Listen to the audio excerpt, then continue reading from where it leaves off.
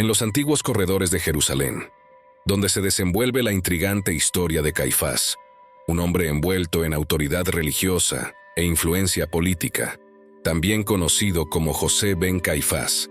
Ascendió al estimado cargo de sumo sacerdote a los 18 años. Navegó por el complejo paisaje bajo el gobierno del romano Poncio Pilato. Esto no es solo un relato histórico, sino una narrativa cautivadora, intrínsecamente entrelazada con la estructura del Nuevo Testamento. Caifás ocupa el centro de las narrativas de los evangelios de Mateo, Marcos, Lucas y Juan, escribiendo un drama que culmina con la crucifixión de Jesucristo. Sin embargo, la historia se profundiza, planteando preguntas tentadoras sobre Caifás y sus motivaciones. ¿Por qué él, con una precisión escalofriante, jugó un papel fundamental en el juicio de Jesús, tejiendo una red de falsedades contra un hombre inocente? Estas son las preguntas que resuenan a través del tiempo. Visualiza a esta enigmática figura rodeada por un consejo que se queda atrás del venerado número 71, un requisito vital para los procedimientos oficiales del Sanedrín. ¿Por qué ha desacatado descaradamente la tradición, llevando a cabo un juicio secreto dentro de los confines de su propia residencia? Y en un giro extraño, ¿por qué lanzó una multitud enfurecida sobre Jesús, aparentemente desprovisto de razón o justicia? José ben Caifás, también conocido simplemente como Caifás, ejerció la distinguida función de sumo sacerdote en la antigua Judea durante los años del ministerio de Jesús. Nacido alrededor de 14 años antes de Cristo y fallecido alrededor de 46 años después de Cristo. Caifás dejó una marca en la historia, como se narra en el Nuevo Testamento. La ascensión de Caifás al poder ocurrió en medio de la caída del dominio romano, un periodo caracterizado por delicadas maniobras políticas. Asumió el papel de sumo sacerdote en 18 d.C., una posición que se le concedió después del derrocamiento de Simón ben Setlo, en un proceso marcado por la influencia romana en la selección del sumo sacerdote de Judea. El mandato de Caifás como sumo sacerdote fue excepcionalmente largo, gobernando por más tiempo que cualquiera de sus contemporáneos mencionados en el Nuevo Testamento. Su capacidad para mantener esta posición durante casi 2 décadas sugiere una habilidad hábil en la navegación de las complejidades que involucran a la autoridad religiosa y el gobierno romano. Una investigación crucial que surge es la motivación detrás del deseo de Caifás y los líderes religiosos para eliminar a Jesús. Es fundamental comprender que el propósito de Jesús en la tierra fue predeterminado. Él estaba destinado a sacrificarse por la redención de la humanidad, una verdad fundada en el Nuevo Testamento.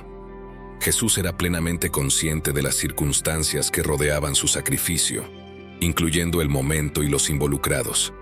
Él advirtió sobre la traición, como se describe en el Evangelio de Marcos, capítulo 14, versículo 21, declarando que el Hijo del Hombre iría exactamente como está escrito sobre él. Pero ay de aquel hombre que traiciona al Hijo del Hombre. Sería mejor para él si no hubiera nacido. Esta conmovedora proclamación sirve como una terrible advertencia contra la traición inminente, enfatizando las graves consecuencias para el traidor. Sin embargo, la compleja dinámica de la situación significaba que aquellos que conspiraban contra Jesús permanecían ajenos a su verdadera identidad. Mientras las enseñanzas y acciones de Jesús sin duda perturbaban al Sanedrín dirigido por Caifás, ellos no lo habían encontrado en su forma adulta, haciendo ilusorio el reconocimiento. Su búsqueda de claridad los llevó a buscar a alguien familiarizado con Jesús para identificarlo. Y fue entonces cuando Judas Iscariote entró en escena. A pesar de su cercanía con Jesús, Judas luchó contra debilidades personales, especialmente una insaciable codicia por el dinero, mal orientada por las expectativas prevalecientes del Mesías como un líder militante listo para derribar el dominio romano. Judas malinterpretó las enseñanzas espirituales de Jesús, entendiendo erróneamente declaraciones profundas como «Yo soy el camino, la verdad y la vida», como promesas veladas de un golpe o rebelión militar. Por consiguiente, cuando Caifás y la élite religiosa buscaron el arresto de Jesús, Judas, movido por sus percepciones distorsionadas y por la codicia, se convirtió en el canal para la ausencia de la anticipada revuelta militar contra la ocupación romana. Sucumbió a la tentación de traicionar a Jesús por dinero. Su infame acto de traición se materializó con un beso engañoso, señalando a los líderes religiosos que Jesús estaba entre sus discípulos.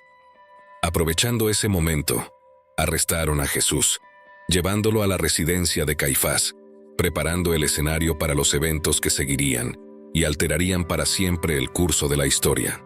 Contrariamente a las costumbres establecidas, Jesús, después de su arresto por los guardias del templo, se apartó del protocolo estándar que lo habría confinado en el templo hasta la convocación del Pleno Sanedrín o del Consejo Sacerdotal.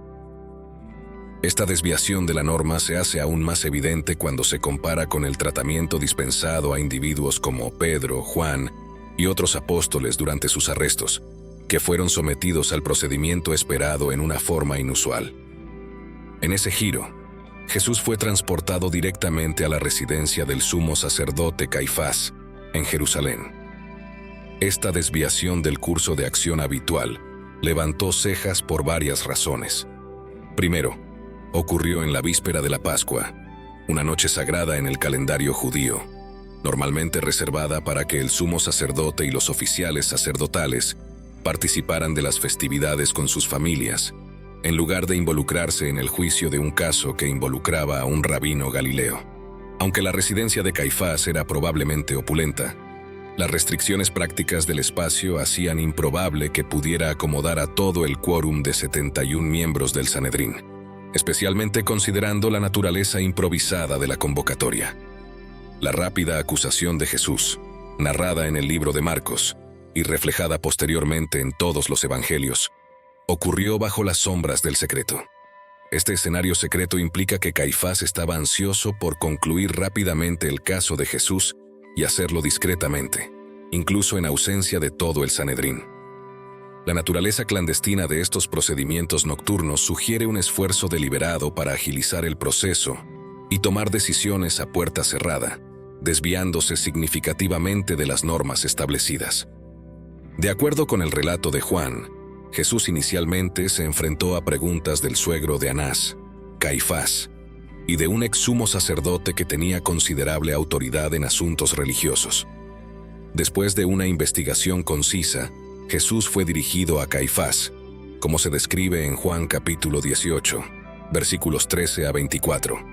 En ese momento, Caifás fue el sumo sacerdote por unos 12 años, reemplazando a su cuñado, Eleazar ben Ananus. Pero aquí está la parte complicada. Caifás no podía decidir castigar a Jesús unilateralmente. Necesitaba la aprobación del Sanedrín, un grupo de líderes religiosos importantes. Si no estaban de acuerdo, Caifás no podía simplemente causar problemas a Jesús. Así que Caifás se enfrentaría a una situación difícil si el Sanedrín no da luz verde. Podría considerar buscar la ayuda del gobierno romano, pero eso sería un movimiento significativo, ya que históricamente el Sanedrín le gustaba manejar sus propios asuntos sin interferencia romana. Hubo otro desafío a ser enfrentado. Jesús fue acusado de causar agitación y tal vez de expresar opiniones sobre Dios en el templo que desagradaron a algunos. Sin embargo, estas acusaciones no eran lo suficientemente graves para involucrar a los romanos o justificar la pena de muerte. Por lo tanto, Caifás tuvo que navegar en esta situación compleja y decidir el mejor curso de acción. La audiencia de acusación, como fue descrita por Marcos, no salió según lo planeado. Los varios testigos oculares no estuvieron de acuerdo. Algunos dijeron, le oímos decir, yo destruiré este templo hecho por manos humanas y en 3 días construiré otro, no hecho por manos humanas. Descrito en Marcos capítulo 14, versículo 58. Aunque esto puede ser considerado una retórica inflamatoria, difícilmente sería motivo de acusación, ya que muchos profetas en las escrituras hebreas hablaron sobre la inminente destrucción del templo de Jerusalén. Caifás entonces intentó un enfoque diferente y preguntó a Jesús sin rodeos, ¿eres el Mesías? Citando el libro de Daniel y los Salmos dijo, verás al Hijo del Hombre sentado a la diestra del Padre y viniendo con las nubes del cielo. Salmos 110 y Daniel capítulo 7, versículos 13 y 14. Eso es lo que Caifás necesitaba oír. Él sabía que los romanos no se preocupaban por asuntos internos de la religión judía, pero que sentarse a la derecha del Padre llamaría su atención. El sumo sacerdote rasgó sus ropas y dijo: ¿Por qué necesitamos testigos? En su opinión, Jesús se había incriminado. Pero secretamente esas eran sus principales razones para querer matar a Jesús, y no de otra forma que la crucifixión, una manera lenta y extremadamente vergonzosa de morir. Las acusaciones y acciones de Jesús, su amenaza al sistema religioso establecido, su estilo de vida y la gente con la que se asociaba, además de la falta de respeto por sus tradiciones religiosas, todo esto causó indignación entre los líderes religiosos. Por lo tanto, querían ver a Jesús muerto de una vez por todas. Cuando Jesús se declaró Mesías, eso implicaba que su autoridad era mayor que la de los líderes religiosos. No podían aceptar esto porque desafiaba su posición y poder. Los líderes religiosos, incluyendo gobernantes y fariseos, rechazaron las demandas de Jesús, y ese rechazo alimentó su ira. Ellos cuestionaron. Ninguno de los gobernantes o fariseos creyó en él, pero esta multitud que no conoce la ley está maldita. Descrito en Juan capítulo 7, versículos 48 y 49. Los líderes religiosos rechazaron la creencia de la gente común, considerándola arraigada en la ignorancia. Sin embargo, la creciente atención y seguimiento que Jesús ganó expuso los profundos sentimientos de odio y celos de los líderes. Sus celos se originaron en la amenaza representada por la autoridad de Jesús, que eclipsaba a la suya. Este intenso celos alimentó el deseo de los líderes de ver a Jesús eliminado, ya que sus reclamos desafiaban directamente su posición e influencia entre la gente. Las hazañas de Jesús también enfurecieron a los líderes religiosos. Después de ver a Jesús curar a un hombre poseído por demonios, algunos en la multitud se preguntaron si Jesús podría ser el Mesías. Algunas personas se maravillaban y decían que él podría ser el Mesías, pero cuando los fariseos oyeron esto, dijeron que Jesús expulsaba demonios por el poder de Belcebú, el príncipe de los demonios. Descrito en Mateo, capítulo 12, versículos 23 y 24. El milagro era innegable, porque el hombre era ciego, mudo y poseído por demonios. Sin embargo, en lugar de creer que Jesús era el Mesías, estos líderes religiosos atribuyeron su poder a Satanás. Su explicación oficial fue que el poder de Jesús venía de Satanás. Esa era otra razón por la cual ellos querían verlo muerto. Jesús también era una amenaza para su sistema religioso. Señaló la hipocresía ligada a su práctica religiosa. La Biblia registra que en 2 ocasiones diferentes, él entró al templo y expulsó a los cambistas. Durante la Pascua, se encontró en el templo a los que vendían bueyes, ovejas y palomas, y a los cambistas sentados a sus mesas. Él los echó, derramando las monedas y derribando sus mesas. Él dijo: «Quitaros estas cosas, dejad de hacer de la casa de mi padre un lugar de negocios». Descrito en Juan, capítulo 2, versículos 13 a 17. El escenario político durante la época de Jesús añadió una capa de complejidad a las motivaciones de los líderes religiosos. La región estaba marcada por la tensión entre la comunidad judía y las autoridades romanas. La perspectiva de un Mesías, a menudo asociada con un libertador que podría liderar una revuelta contra el dominio romano, aumentó la ansiedad entre los líderes religiosos. La agitación prevaleciente y el deseo de independencia alimentaron la imaginación de la población judía, que ansiaba un líder que los liberara de la opresión romana. Sin embargo, las enseñanzas de Jesús no se alineaban con la expectativa convencional de un Mesías militante. En lugar de promover la resistencia armada, predicaba un reino espiritual, desafiando la comprensión convencional de una revuelta política.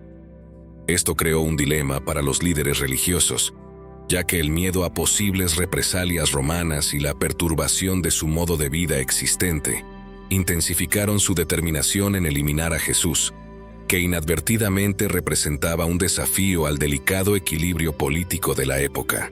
Con un énfasis particular en la observancia del sábado, Jesús mostró su renuencia a adherirse a tradiciones que se desviaban de los principios divinos genuinos. Sus acciones desafiaron la observancia meticulosa de las reglas hechas por el hombre. Un ejemplo notable de este desafío ocurrió el sábado, cuando él curó a alguien. La curación en el sábado se convirtió en un punto de inflamación, destacando la falta deliberada de respeto de Jesús por estas tradiciones. En lugar de conformarse a las rígidas normas del sábado, priorizó la compasión y el bienestar de los individuos. Este acto de curación, aunque arraigado en la benevolencia, entró en conflicto con las meticulosas regulaciones del sábado, mantenidas por los líderes religiosos, provocando su indignación. Además, Jesús hizo una declaración audaz sobre el templo, proclamando su destrucción y posterior reconstrucción en 3 días. Esta declaración velada en lenguaje metafórico fue más una afrenta a los símbolos religiosos establecidos.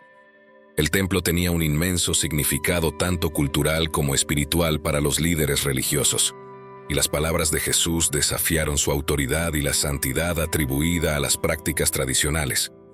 La falta de conformidad de Jesús con sus tradiciones, especialmente en relación al sábado, sacudió a los líderes religiosos. Sus acciones y declaraciones desmantelaron la estructura rígida que buscaban mantener, llevándolos a verlo como una amenaza al orden establecido. Esto contribuyó en última instancia a su decisión de que Jesús debía morir. Por lo tanto, cuando Jesús fue llevado a la casa de Caifás para ser interrogado, Caifás y su equipo ya eran amigables. Después de escuchar a Jesús afirmar ser el Mesías en respuesta a su pregunta, dieron luz verde para acercarse a Poncio Pilato y entregar a Jesús para ser crucificado. Caifás, el sumo sacerdote, y otros líderes judíos no perdieron tiempo. Llevaron a Jesús directamente a Poncio Pilato, la residencia del gobernador romano. Su motivo era claro: buscaban la aprobación de Pilato para la ejecución de Jesús, ya que las autoridades romanas tenían el poder de la pena capital. Caifás y los líderes acusaron a Jesús de varias acusaciones, enfatizando su afirmación de ser el rey de los judíos, un título que podría interpretarse como un desafío al gobierno romano. Sin embargo, aunque no había motivos serios para una acusación contra Jesús, Pilato trató de eludir la responsabilidad, descubriendo que Jesús era de Galilea y por lo tanto estaba bajo la jurisdicción de Herodes Antipas. Herodes, al conocer a Jesús, no encontró ninguna falta en él y lo envió de vuelta a Pilato, el gobernador romano.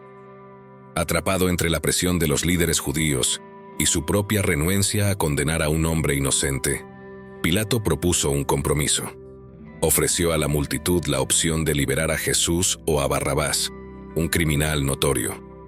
A pesar de los intentos de Pilato por perdonar a Jesús, la multitud, influida por los principales sacerdotes, eligió liberar a Barrabás y exigió la crucifixión de Jesús. Pilato, a regañadientes, se lavó simbólicamente las manos para absolverse de la culpa y entregó a Jesús para ser crucificado. Jesús soportó el agonizante viaje hasta el Gólgota, donde fue crucificado junto a 2 criminales. Con las palabras: «En tus manos entrego mi espíritu», Jesús dio su último suspiro, marcando el culmen de su viaje sacrificial por la humanidad. La crucifixión, un momento profundo en la teología cristiana, representa el sacrificio redentor de Jesús por el perdón de los pecados. La Biblia no proporciona un número exacto de días entre el momento en que Jesús fue capturado por los fariseos y su muerte.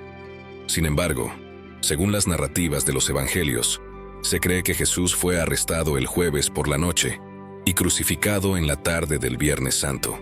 Es importante tener en cuenta que los eventos que llevaron al arresto de Jesús, incluyendo la última cena, la oración del jardín de Getsemaní y los juicios subsiguientes, todos ocurrieron dentro de un período de tiempo relativamente corto, según los relatos bíblicos.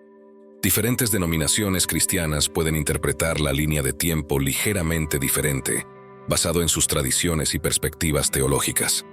Además, el año exacto de la muerte de Jesús es un tema de debate histórico y académico sin una fecha universalmente acordada.